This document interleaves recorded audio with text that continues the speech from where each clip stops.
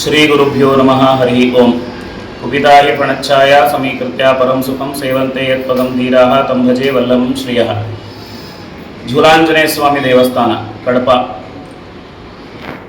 ಸಾಮಾನ್ಯವಾಗಿ 350-400 ವರ್ಷದ ಇತಿಹಾಸವುಳ್ಳಂತಹ ಇದೊಂದು ದೇವಸ್ಥಾನ.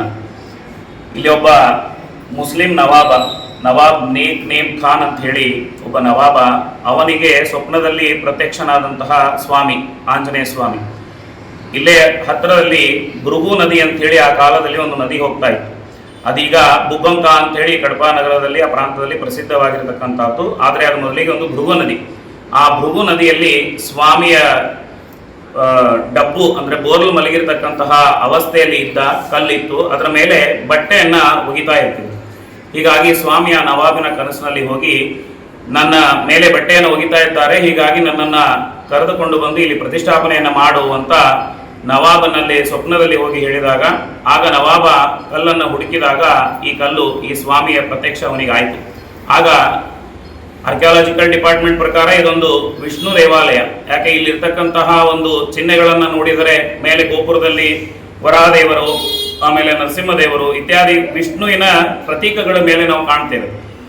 ಹೀಗಾಗಿ ಅವರ ಪ್ರಕಾರ ಇದೊಂದು ಆರ್ಕಿಯಾಲಜಿಕಲ್ ಡಿಪಾರ್ಟ್ಮೆಂಟ್ ಪ್ರಕಾರ ಇದೊಂದು ವಿಷ್ಣು ದೇವಾಲಯ. ನಾವು ಹೇಳೋದು ಈ ಆಂಜನೇಯ ಸ್ವಾಮಿ ಪ್ರತಿಷ್ಠಾಪಿತ ಆಗಿ ಸುಮಾರು 350-400 ವರ್ಷ ಆಯಿತು. ಆದರೆ ಅವರ ಪ್ರಕಾರ ಈ ದೇವಸ್ಥಾನ ಇನ್ನೂ ಹಳೆಯದು, ಪುರಾತನವಾದದ್ದು ಇರಲಿ. ಆದರೆ ಆ ನವಾಬನ ಕನಸಿನಲ್ಲಿ ಹೋದಾಗ, ಆಗ ನವಾಬ ಇಲ್ಲಿ ಆ ದೇವರನ್ನ ಪ್ರತಿಷ್ಠಾಪನೆ ಮಾಡಬೇಕು ಅಂತ ವಿಚಾರವನ್ನ ಮಾಡಿದಾಗ, ಈ ಊರಲ್ಲಿ ಬ್ರಾಹ್ಮಣರ ವಸತಿ ಇಲ್ಲ, ಸಾಮಾನ್ಯ ಜನರು ಇರಲಿಲ್ಲ.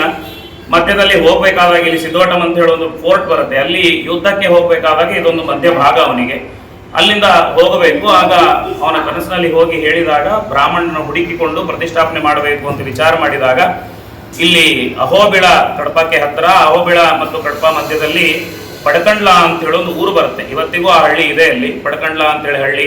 ಅಲ್ಲಿಂದ ಬ್ರಾಹ್ಮಣರನ್ನ ಕರೆಸಿಕೊಂಡು ಬಂದು ಇಲ್ಲಿ ಪ್ರಾಣದೇವರನ್ನ ಆ ನವಾಬ್ ನೇಮ್ ಖಾನ್ ಅನ್ನೋವನು ಪ್ರತಿಷ್ಠಾಪನೆಯನ್ನು ಮಾಡಿಸಿದ.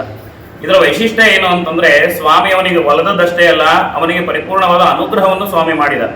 ಯಾವಾಗಲೂ ಅವನು ಎಲ್ಲೇ ಯುದ್ಧಕ್ಕೆ ಹೋಗಬೇಕಾದಾಗ ಈ ಮಹಾದ್ವಾರದ ಹೊರಗಡೆ ನಿಂತು, ಒಳಗಡೆ ಬರ್ತಿದ್ದಿಲ್ಲ ಅವನು, ಹೊರಗಡೆ ನಿಂತು ನಾನು ಯುದ್ಧಕ್ಕೆ ಹೋಗ್ತಾ ಇದ್ದೀನಿ, ನಾನು ಗೆಲ್ತೀನಿ ಅಂತನ್ನೋದಾದ್ರೆ ನೀನು ಊಗಬೇಕು ಅಂತೇಳಿ ಅವನು ತನ್ನ ಉರ್ದು ಭಾಷೆಯಲ್ಲಿ ಹೇಳ್ತಿದ್ದ. ಝೂಲ್ ರೇ ಹನುಮಾನ್ ಅಂತ ಅದು ಉರ್ದು ಭಾಷೆಯಲ್ಲಿ. ಊಗು ಅಂತಂದ್ರೆ ಝೂಲ ಅಂತಂದ್ರೆ ಉಯ್ಯಾಲೆ, ಆಕ್ಚುಲಿ ಝೂಲ್ ಅಂತಂದ್ರೆ ಊಗೋದು ಅಂತ ಅರ್ಥ. ಆ ಉಯ್ಯಾಲೆ ಊಗಿದಂಗೆ ಸ್ವಾಮಿ ಊಗ್ತಾ ಇದ್ದ. ಅವನಲ್ಲಿ ಕೇಳಿದ ಅಂತಂದ್ರೆ ಇಲ್ಲಿ ಒಳಗಿದ್ದಂತ ಸ್ವಾಮಿ ತಾನು ಊಗ್ತಿದ್ದಂತೆ, ಉಯ್ಯಾಲೆ ಊಗಿದಂಗೆ ಊಗಬೇಕು. ಸೊ ಸುಮಾರು ದಿವಸ ಹಾಗೆ ನಡೀತಾ ಇತ್ತು. ಸ್ವಾಮಿ ಅವನು ನವಾಬ್ ಕೇಳ್ತಿದ್ದ, ಸ್ವಾಮಿ ಉತ್ತರ ಕೊಡ್ತಿದ್ದ. ಸುಮಾರು ದಿವಸ ಈಗ ಆದ ಮೇಲೆ ಒಂದು ದಿವಸ ಬಂದು ಕೇಳಿದ್ರೆ ಸ್ವಾಮಿ ಊಗ್ಲಿಲ್ಲ. ಸ್ವಾಮಿ ಹಾಗೆ ತಟಸ್ಥ ನಿಂತ್ಬಿಟ್ಟ. ಆಗ ಅವನಿಗೆ ಅಹಂಕಾರ, ಜಂಬ, ನೀನ್ ಊಗಿದ್ರೆ ನಾನು ಗೆಲ್ತೀನಿ ಅಂತ ಇಷ್ಟು ದಿವಸ ನಾನು ಅನ್ಕೊಂಡಿನಿ, ಅಂಥದ್ದೇನಿಲ್ಲ, ನಾನು ನನ್ನ ಬಲ ನನ್ನ ಪರಾಕ್ರಮದಿಂದ ನಾನು ಗೆಲ್ಲೋದು, ಹೀಗಾಗಿ ನಾನು ಯುದ್ಧಕ್ಕೆ ಹೋಗ್ತೀನಿ ಅಂತೇಳಿ ಯುದ್ಧಕ್ಕೆ ಹೋದ.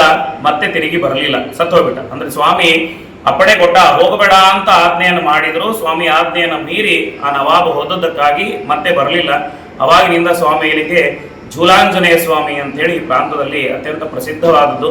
ಹೇಳೋ ಪ್ರಕಾರ ಕಡಪದಲ್ಲಿಯೇನೆ ಮೊಟ್ಟ ಮೊದಲಿನ ದೇವಸ್ಥಾನ ಎಂಬುದಾಗಿ ಹೇಳ್ತಾರೆ. ಇಲ್ಲೇ ಹತ್ತಿರದಲ್ಲಿ ದೇವರಿ ಕಡಪ ಊರಿಗೆ, ತಿರುಪತಿಗೆ ಇದೊಂದು ಗಡಪ, ತೆಲುಗುವಲ್ಲಿ ಗಡಪ ಅಂದ್ರೆ ಹೊಸ್ತಿಲು, ಅದು ಗಡಪ ಹೋಗಿ ಕಡಪ ಅಂತ ಆಗಿದೆ.